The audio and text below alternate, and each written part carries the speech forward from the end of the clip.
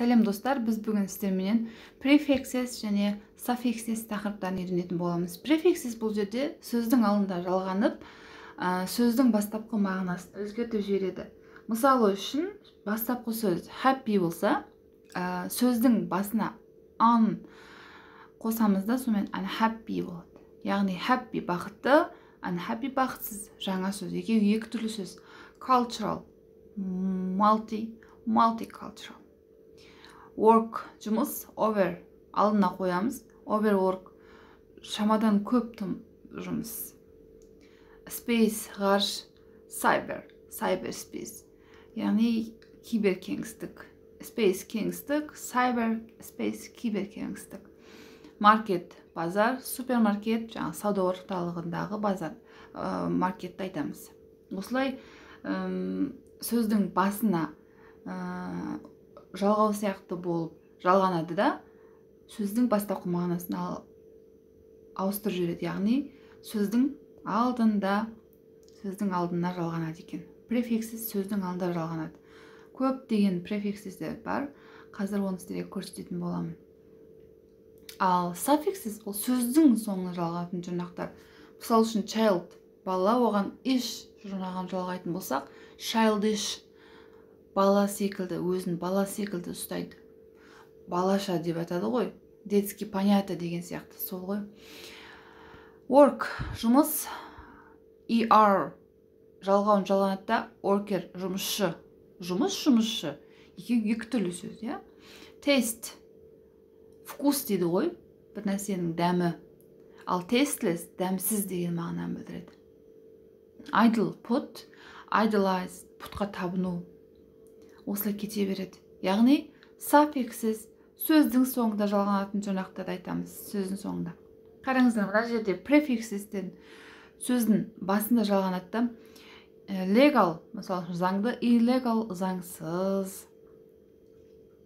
Мына жерде де көптеген patient, сабырлы, impatient, сабырсыз, мағынасын ауыстырып жібереді. Бұл енді неге көбіне келеді? Анти деп атады ғой, қарама қарсы. Жұрнақтар, алдында жалған жұрнақтар бұл есептелінеді. Sub, inter, super, anti, outer, re, ir. Осындай сөздің басында жалғанады. Яғни prefixes сөздің алдында жалғанады, сөздің бастапқы мағынасын ауыстырып жібереді. Suffixes, міне көріңіздер. Inform, information деп айтсаңыздар болады. Prepare, дайындалу, preparation, дайындық деп. Осылай сөздің соңында жалғанады. Көптеген жұрнақтар бар бізде. Бұны әрине жазып жатты болсаңыздар өте жақсы болады. Өте көп интернеттен қараңыздар. Ең бастысы suffixтің не екенін түсіндік, олар сөздің соңында келетін жұрнақтар. Мына жерде де өте көп префикстерді көрсетіліп тұр. Мен сізге сондай префикстер бар екенін түрлерін көрсетіп жатырмын. Өздеріңіз жазып алсаңыздар болады. This, none, on, in, im, under, re, pre, mis, out секілді префикстер бар. Бұланда көп түрлер бар. Мына жерде жалпылама 10 түрін көрсеттім сіздерге. Өздеріңізге керек ақпараттарды жазып алсаңыздар болады. Ал мұнда suffixes, жұрнақтар сөздің соңында келеді. Er, est, full, less, lie, ness, able, eyes, шын секілді. Мысалы үшін at. Ең соңында тұр ғой, міне. Add дегеніміз өзі қосу болады. Addition дегеніміз қосымша деген мағынаны білдіреді. Яғни